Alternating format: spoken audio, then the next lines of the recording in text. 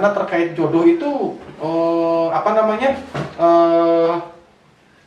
banyak sekali yang memang mempertanyakan gitu, terutama ya para ikhwan yang masih sampai hari ini masih petualang sejati gitu, yang memang sampai hari ini masih berusaha untuk mencari jodoh. Saya sudah berusaha mencari ke kanan, ke kiri, ke depan, ke belakang, anu jauh di jujuk, anu anggang di teang, katanya begitu Ustaz. Tapi kok kenapa belum dapat saja? Nah, kira-kira trik atau tipsnya seperti apa nih Ustaz kira-kira? Karena ada kalanya saya harus mencari jodoh dulu atau saya harus mencari pekerjaan dulu. Kira-kira gimana? Ya.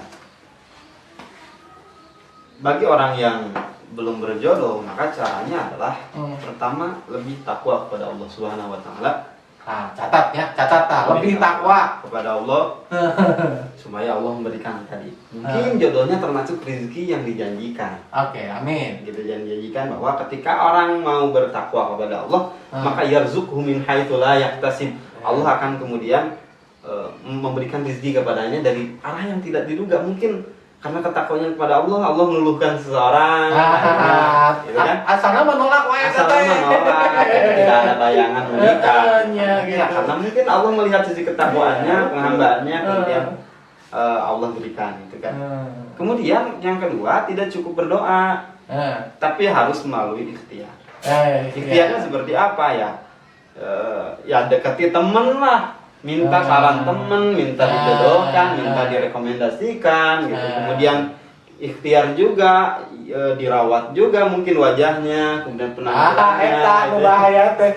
Jadi lah menurut doa, terus ikhtiar lah untuk menangkapnya emang ngaca. Oke, lanjut Ustaz. Ya kemudian ikhtiar tadi merawat badan, merawat muka, kemudian setelah itu merawat penampilan, karena ya kita sudah berdoa, kita sudah minta rekomendasi teman, tapi kitanya kulus, kan? Siapa yang mau gitu? Terakhir mah eta ngaca. Setelah semua mungkin dijalani, ketika belum dapat juga ya tunggu, mungkin belum waktunya. Kalau enggak juga ya mungkin Allah tidak menakdirkan kita punya jodoh, punya pasangan gitu. Karena kalau kita lihat dalam Al-Quran juga, kalau kita berbicara tentang pasangan hidup, gitu kan, ada pasangan yang takwa dengan takwa, gitu ya, pasangan yang takwa dengan yang tidak takwa. Ada yang Allah uji juga dengan orang yang tidak mendapatkan pasangan seumur hidupnya. Itu seperti Maryam, gitu ya. Itu kan tidak memiliki pasangan. Menarik Ustaz pertanyaan itu. Kalau tidak salah itu di Quran surat An-Nur ayat ke-26 kalau tidak salah, bahwa laki-laki yang baik adalah untuk perempuan yang baik. Sebaliknya perempuan yang baik atau wanita yang baik-baik itu untuk laki-laki yang baik-baik juga. Nah, bagaimana dengan istrinya Fir'aun Ustaz? Kumaha eta kabarna? Kan hawatos kalau kita bicara Sayyidah Maryam, kita bicara Sayyidah Aisyah, yang sekarang sedang hits tuh lagunya Sayyidah Aisyah gitu kan. Ustaz pilih pada nyanyi tak? Sayyidah Aisyah, ada Sayyidah Khadijah gitu kan, ada Fatimah dan lain sebagainya. Itu sudah jelas Sayyidah Aisyah, Sayyidah Khadijah itu adalah istri Rasulullah. Kemudian ada Sayyidah Fatimah yang merupakan istri dari Sayyidina Ali bin Abi Thalib. Mereka itu adalah laki-laki yang baik, insya Allah, dan perempuannya baik-baik juga, laki-laki yang mulia, perempuan yang mulia.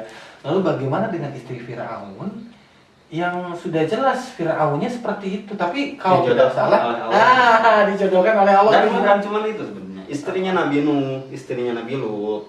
Gitu kan? Nabi Nuhnya beriman kepada Allah, tapi istrinya tidak. Lantas bagaimana korelasinya dengan Quran surat An-Nur ayat 26 itu?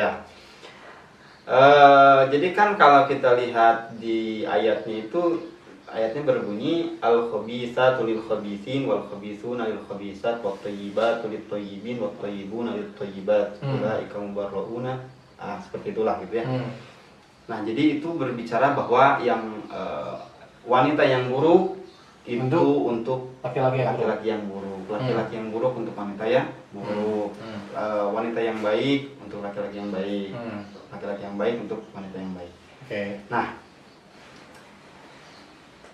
banyak orang yang bertanya, ketika Quran mengatakan teorinya seperti itu, tapi faktanya tadi ada pasangan yang tidak ideal, bahkan jangankan pasangan Nabi atau pasangan Firaun, di zaman sekarang aja kan banyak wanitanya baik-baik nih, tapi kemudian menikah dengan laki-laki yang mohon maaf kurang baik, atau sebaliknya wanitanya laki-lakinya soleh, tapi menikah dengan wanita yang terbuguh gitu.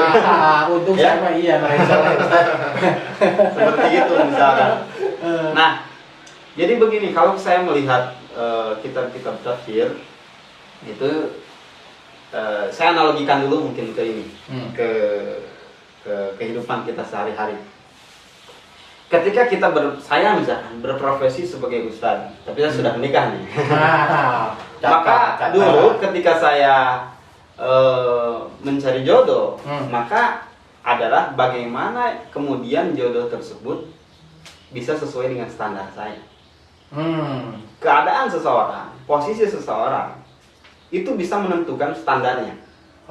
Setiap orang punya standar masing-masing. Maka menurut saya adalah calon istri saya harus bisa ngaji. Calon istri saya harus minimalnya pernah pesantren, gitu kan? Calon istri saya minimalnya dia mungkin harus hafal sekian juz.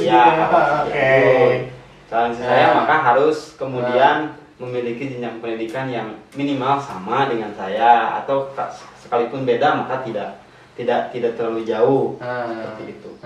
Itu saya kan, posisi saya. Mungkin ada orang yang berprofesi sebagai pengusaha, dan yang tadi itu standarisasi saya dan standar baik menurut saya kan. Seperti itu. Beda ceritanya seseorang yang memiliki profesi sebagai pengusaha. Maka mungkin bagi orang tersebut ketika akan mencari jodoh, minimal dia itu bisa seprofesi dengan saya. Sama-sama pengusaha. Nanti mungkin saya bisa join membuat perusahaan baru yang lebih besar. Atau supaya dia lebih bisa memahami kesibukan saya. Gitu. Orang yang berprofesi sebagai dokter pun sama, minimalnya dokter jeung dokter deui gitu. Kenapa? Karena standarisasi itu yang berbeda. Ada orang yang berprofesi mohon maaf sebagai misalkan pegawai DJ misalkan ya, gitu. Ini mohon maaf misalkan. Maka standarnya seperti itu juga. Artinya status seseorang itu akan menentukan standarnya seperti apa. Maka kebanyakan orang itu mendapatkan jodoh yang sama dengan dia. Dokter dengan dokter lagi, gitu kan. Perawat dengan perawat lagi, pengusaha dengan pengusaha lagi, guru dengan guru lagi. Kenapa? Karena standar baik, standar nyaman, standar enak buat itu seperti itu. Nah, maka ketika Allah berbicara al-khabitsat lil khabitsin wal khabithuna lil khabitsat, ini berkaitan dengan golibnya, kebanyakannya. Pada umumnya orang baik itu dengan orang baik. Pada umumnya orang yang buruk itu dengan yang buruk. Rata-rata. Kenapa? Karena orang yang baik dia akan punya standarisasi. Dia ingin mendapatkan istri yang baik. Standarnya betul, seperti itu. Tapi mohon maaf, orang yang sudah terbiasa minum alkohol misalkan, maka dia tidak akan memiliki standarisasi istri saya atau suami saya jangan minum alkohol. Kenapa? Karena dia pun sudah terbiasa minum alkohol. Maka seperti itu, yang buruk dengan yang buruk lagi. Karena bisa jadi dia tidak menganggap itu buruk. Gitu ya? Itu hal yang biasa bagi dia gitu. Tapi bagi sebagian orang jangan minum alkohol, mungkin untuk melakukan hal-hal yang lebih rendah dari itu pun karena standarnya seperti berbeda, maka dia tidak mau misalkan. Dan ini kalau kata ulama tafsir bukan dalam aturan yang mutlak, tapi aglabiyah. Aglabiyah itu kebanyakannya, mayoritasnya memang terjadi seperti rata-rata. Maka ketika ada kasus tadi Firaun dengan istrinya yang baik, kemudian Nabi Nuh dengan istrinya yang tidak baik, kemudian mungkin ada juga di zaman sekarang orang yang menikah istrinya baik, suaminya enggak, atau suaminya baik istrinya enggak. Ya itu di luar dari mayoritas kan. Di luar rata-rata ya. Artinya ketika memang case-nya terjadi dengan istrinya Firaun, itu bahwa istrinya Firaun itu di luar rata-rata, di luar kebiasaan. Bisa jadi mungkin tadi Allah memberikan kesempatan untuk istrinya Firaun untuk lebih meningkatkan keimanannya kepada Ya. Allah Subhanahu wa taala. Oke, baiklah. Sahabat Uma dan sahabat Arifah, kembali kami ingatkan apabila yang ingin menyampaikan pertanyaan silahkan bisa menyampaikan pertanyaannya di kolom pertanyaan yang sudah disiapkan. Baik Ustadz. Wis, tidak terasa tapi masih ada pertanyaan Ustadz, meskipun sudah 45 menit masih ada pertanyaan terkait apa tadi yang disampaikan, bahwa pertama ketika kita bicara masalah jodoh, bagaimana jodoh itu yang sudah yang diarahkan. Nah, hanya ketika memang kita sudah mempersiapkan konsepnya Ustaz. Jadi ada yang memang sudah kita siapkan di konsep semata-matanya untuk menghadapi masa depan. Bagaimana kita merencanakan saya setelah, katakanlah tadi ya, setelah misalkan masuk SD. Nah, mungkin SD belum ada lah rencana untuk masa depan. SMP, biasanya dari SMP sudah mulai nih ada keinginan. Kalau ditanya, kalau anak SD kan ditanya, cita-cita kamu apa? Ya anak SD mah rata-rata lah mau jadi polisi, jadi dokter. Namun tuh paling paling jagonya jadi Superman lah gitunya. Namun tuh Superman jadi Batman biasanya anak SD mah. Nah, kalau SMA sudah SMP, SMA sudah mulai ditanya. Ingin jadi orang yang baik, ingin jadi orang yang berguna, atau kamu pelajaran gitu, pelajaran sih gitu. Nah, kadang-kadang setelah masuk SMA, saya ingin, ya ini pengalaman saya, cerita pengalaman saya. Saya dulu setelah SMA ingin masuk ke kedokteran, tapi salah terjadi Ustaz ke kedokteran anak. Nah, kegagalan itu, mungkin kalau saya sih menyikapi kegagalan itu dengan dengan enjoy saja lah, nikmati saja. Tapi kan tidak sedikit orang ada yang merasakan bahwa ini adalah kegagalan demi kegagalan yang dirasakan. Nah, kira-kira bagaimana tips untuk orang yang selalu merasakan seperti itu kira-kira? Kalau saya pribadi memandang pekerjaan itu rahasia Allah. Pekerjaan itu rahasia Allah. Artinya ketika kita belajar satu ilmu, masuk ke satu jurusan tertentu di kuliah, atau masuk SMA tertentu, jurusan apapun itu, kemudian atau masuk SMK tertentu, itu belum tentu kerjanya itu gitu, bidang itu. Karena bisa jadi kita basicnya A, tapi kemudian Allah mengamanahkan pekerjaan B. Seperti itu. Atau misalkan kita basicnya, misalkan saya lah gitu, saya tidak ada kepikiran untuk kemudian bisa mengajar di sekolah. Tidak ada bayangan saya akan mengajar anak-anak SMP di sekolah. Karena background pendidikan saya adalah tafsir Al-Quran S1-nya. Dan itu kan kalau mau dilanjutkan nantinya dosen tafsir gitu kan. Tapi Allah menakdirkan yang lain. Saya menjadi pengurus asrama istilahnya, pengurus santri gitu. Kemudian mengajar anak di sekolah. Itu kan sesuatu yang mungkin saya bukan background pendidikan gitu. Tapi kemudian Allah menganugerahkan itu. Atau mungkin ada orang lain juga yang backgroundnya ilmu sastra misalkan, malah jadi apa gitu, nah itu mungkin pentingnya yang harus kita pahami bahwa ketika kita mencari ilmu, niatkan lillahi ta'ala. Ketika kita menuntut ilmu dimanapun itu, niatkan proses pencarian itu adalah lillahi ta'ala, Allah. Adapun urusan pekerjaan, maka Allah nanti akan memberikan yang terbaik bagi kita. Seperti itu, jadi kalau urusan dengan pekerjaan. Soal nantinya sesuai atau tidaknya dengan apa yang sekarang sedang dituntut, belum tentu juga kan, bisa jadi begitu. Ada pertanyaan Ustadz ini dari salah satu sahabat Arifah dan sahabat Umar. Jadi pertanyaannya begini, kalau rezeki itu sudah ditakdirkan, lalu mengapa kita harus berusaha dan bekerja Ustadz? Jadi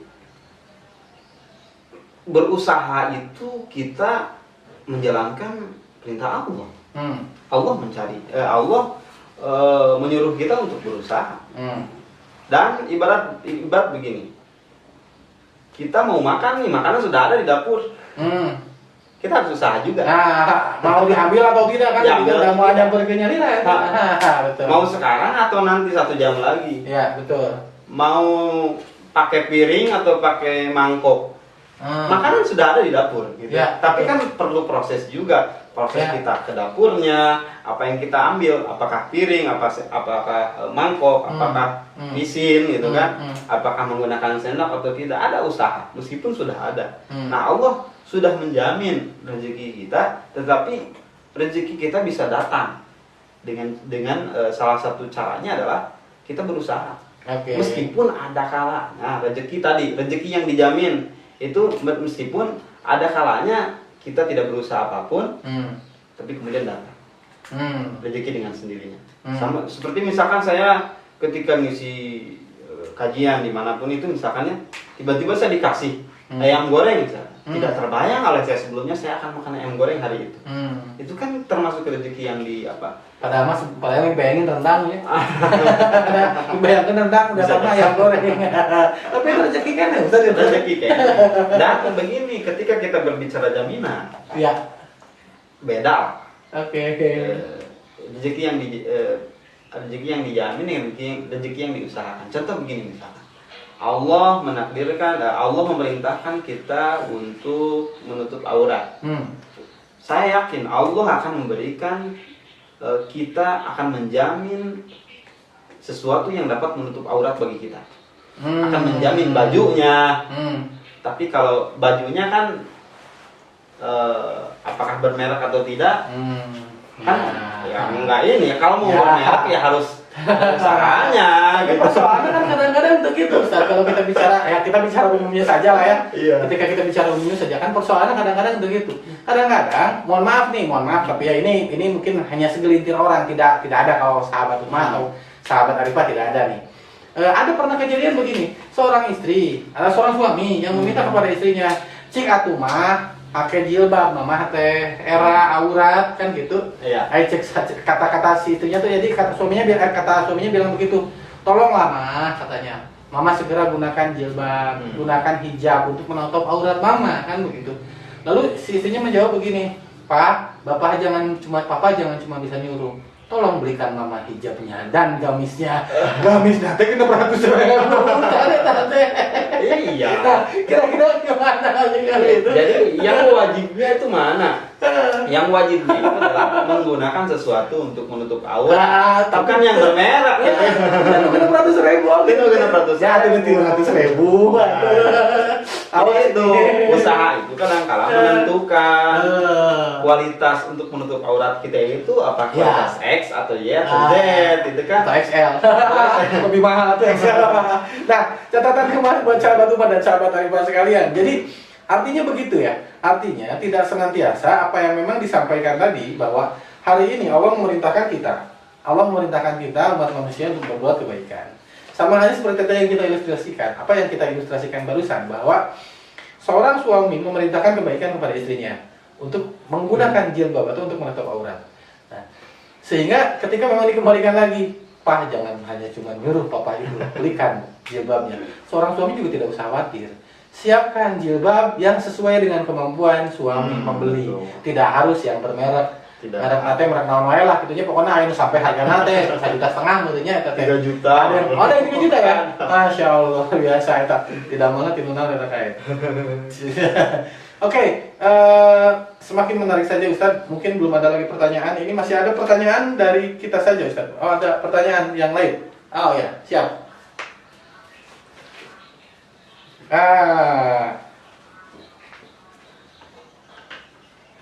Ada pertanyaan dari Syafrullah. Ustadz, apa beda jodoh sama takdir? Ada dua pertanyaannya, ada dua. Apa beda jodoh sama takdir? Jodoh itu bagian dari takdir. Jodoh itu bagian dari takdir. Takdir lebih umum, kalau jodoh lebih khusus. Artinya kita mendapatkan jodoh kita itu sesuai dengan takdir juga. Namun sesuatu itu bisa disebut takdir ketika sudah terjadi. Oke. Gitu ya. Sesuatu bisa disebut takdir kalau sudah terjadi. Ya. Kalau belum terjadi mah itu masih kodo. Masih ketetapan Allah yang belum kita tahu. Makanya kita diperintahkan untuk berusaha itu, mudah-mudahan atau nanti takdirnya bagus gitu. Oh, nah, Seperti itu, jadi ya. catatan buat Syafrullah nih. Jadi kalau Syafrullah ingin mendapatkan jodoh yang bagus atau takdir yang bagus, itu bagaimana kekuatan Syafrullah untuk berusaha. Jadi tidak usah khawatir untuk senantiasa terus berusaha. Ada pertanyaan kedua Ustadz dari Wah, ya. Oh, ini Kak Uye kayaknya nih pertanyaan nih. Assalamualaikum Kak Uye, apa kabar Kak Uye? Nanti kita undang lagi Kak Uye ya untuk kita sama-sama bicara atau untuk kita kita sama-sama Insyaallah. di acara bincang ringan Islam ini. Nih, Ustadz, Kak Uye bertanya nih. Assalamualaikum Ustadz. Ustadz, kan jodoh itu yang terbaik bagi kita, bukan yang kita inginkan. Lalu bagaimana kita meminta yang kita inginkan menjadi yang terbaik untuk kita? Wah, Masya Allah, luar biasa pertanyaan Kak Uye ini. Ya. Sampai saya bingung ini bacanya. Jadi, jodoh itu yang terbaik bagi kita, bukan yang kita inginkan. Lalu, bagaimana kita meminta yang kita inginkan? Jadi, kita ingin yang kita kita inginkan yang terbaik. Maksa itu mah Kak Uye. Pokoknya mah ya Allah lamun lain jodoh abi, itu kan jodoh abi. Cek Kak Uye teh pokoknya mah Kak Uye hoyong cinta Laura cenah gitu. Nya. Bangun lagi cinta Laura berarti enggak boleh begitu Kak Uye. Kayaknya Uye memiliki seseorang yang disukai. Benar. Tapi dia takut. Bukan yang terbaik bagi dia. Atau coba pendekatan. Besok nanti datang ke sini yang minta tipsnya langsung sama Ustaz. Soalnya kemarin Kak Uye nggak pernah kelihatan sedang pendekatan ya. Iya. Gimana kira-kira jawaban Ustaz? Ya. Kak Uye pertanyaannya. Bagaimana supaya yang kita inginkan itu menjadi yang terbaik buat kita? Ya kita minta kepada Allah. Tidak ada seorang pun yang bisa membuat orang sesuatu yang kita inginkan itu menjadi yang terbaik. Sang pemilik hati kan gitu. Minta gitu, pada sang pemilik hati Kak Uye. Karena pada hakikatnya manusia tidak tahu. Tidak ada yang tahu tentang persoalan takdir itu, nggak ada yang tahu. Saya tidak bisa mengatakan bahwa misalkan seseorang yang Kak Uye sukai gitu, oh itu bukan yang terbaik menurut Allah. Nggak ada yang tahu. Atau misalkan tidak bisa, kemudian saya pastikan pasti yang kamu sukai itu adalah orang yang kamu inginkan dan terbaik menurut Allah. Nggak ada yang tahu. Makanya ketika kita berbicara takdir itu kan supaya kita itu tergantung kepada Allah. Hikmah dari adanya takdir, qada dan qadar itu adalah supaya kita mau bergantung kepada Allah, meminta kepada Allah, meminta bukan hanya yang kita inginkan tapi yang terbaik menurut Allah Subhanahu wa taala. Ya, gitu Kak Uye ya. Jadi jangan maksa Kak Uye. Kalau misalkan memang Kak Uye sedang ada kecengan, maksa pokoknya ya Allah, pedang manehna lamun lain mantong ya Allah. Jangan, nggak boleh begitu Kak Uye. Oke, sudah jelas ya Kak Uye ya. Nanti untuk lebih jelasnya lagi, untuk lebih nanti suruh ke sini. Nanti kita diskusi lagi di sini Kak Uye ya. Oke Ustaz, masih ada nih pertanyaan dari para sahabat Arifah dan sahabat Umar. Ini sahabatnya pertanyaannya sedikit keluar barangkali Ustaz. Pertanyaannya begini. Assalamualaikum Ustaz. Waalaikumsalam. Bagaimana hukumnya sikat gigi di bulan Ramadan? Sebentar nih Ustaz. Ini bulan Ramadannya siang, apa sore, apa malam, apa subuh nih pertanyaannya. Nah, pertanyaannya dari Ahmad Zulfahmi. Nah, Ahmad nanyanya bulan Ramadannya siang, sore, subuh, atau malam? Oke, jawab Ustaz, bagaimana hukumnya sikat gigi di bulan Ramadan? Siang ya. Siang. Jangan ditelan aja ininya. Odolnya jangan ditelan. Odolnya jangan ditelan, apalagi nelen sikatnya. Jangan sampai terjadi ya. Apalagi sama sikatnya. Jawab atau gitu.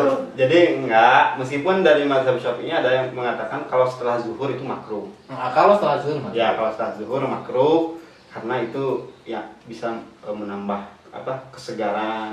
Jadi nggak kerasa puasana teh gitu. Jadi di doping kita namanya puasana teh. Tapi ya meskipun makruh kan masih boleh, cuma agak dibenci lah gitu. Betul. Jangan ditelan aja. Benar, awas. Jangan sampai nanti ditelan ya. Kalau pada saat sikat gigi, si pasta giginya jangan sampai ditelan, apalagi kalau sampai nelen sikatnya. Apalagi kalau pada saat kumur-kumur. Minum air. Lupa, itu kan ditelan air kumur-kumurnya. Jangan sampai terjadi. Tapi paling tidak mungkin barangkali kalau untuk kebersihan insya Allah lah ya. Karena sikat gigi itu motivasinya untuk kebersihan. Kurang lebih seperti itu. Nah, sahabat Zulfahmi tadi sudah dijawab ya. Ustadz sudah bisa menjawab pertanyaan yang disampaikan tadi oleh sahabat Zulfahmi. Baik Ustadz, ini mungkin pertanyaan terakhir dari tim, dari kita, pertanyaan terakhir dari kita. Iya. Jadi bahwa terkait jodoh, terkait rezeki, terkait masa depan, itu terkait sesuatu yang memang sifatnya abstrak ya. Iya. Apa namanya? Gaib. Goib gitu kan, belum pernah atau belum kita rasakan, belum kita injak atau belum kita lalui, sehingga ketika kita sebagai umat Islam menyikapi sesuatu hal yang goib dalam hal ini terkait jodoh, terkait rezeki dan terkait masa depan, alangkah lebih baiknya seperti apa kita melaksanakan atau step by stepnya, sehingga pada akhirnya apa yang tadi disampaikan bahwa ketika kita ingin berjodoh, lamun kawiya tadi ingin dengan cinta lauran misalkan, kumaha carana supaya kita bisa sesuai dengan apa yang diharapkan, kemudian pekerjaan sesuai dengan apa yang diharapkan, dan yang terakhir tadi masa depan yang memang mungkin harapannya adalah bisa lebih baik lagi. Mungkin kira-kira gimana Ustaz? Ya. Intinya mungkin kita harus kenal dengan hakikat siapa diri kita, dari mana kita berasal dan akan kemana kita pulang. Karena banyak orang yang lupa akan hal ini. Ketika kita menyadari bahwa kita berasal dari Allah, kita asalnya tidak ada, kemudian kita diadakan oleh Allah melalui orang tua kita ke alam dunia, bukan untuk dalam waktu yang selama-lamanya di dunia, tetapi bahwa di dunia ini adalah sementara. Kita akan pulang kembali ke Darul Khulud, ke alam yang akan abadi, yaitu akhirat. Nah, kita harus paham itu, sehingga ketika kita memahami hakikat diri kita itu dalam kehidupan di dunia ini, kita sadar, dan kita yakin, dan kita kemudian dalam hal apapun yang kita lakukan di dunia ini tidak akan lepas dari aturan Allah Subhanahu wa Ta'ala. Kita harus sadar itu, sehingga ketika kita beraktivitas, ketika kita berusaha, ketika kita mencari rezeki, mencari jodoh, kita tidak keluar dari koridor tersebut.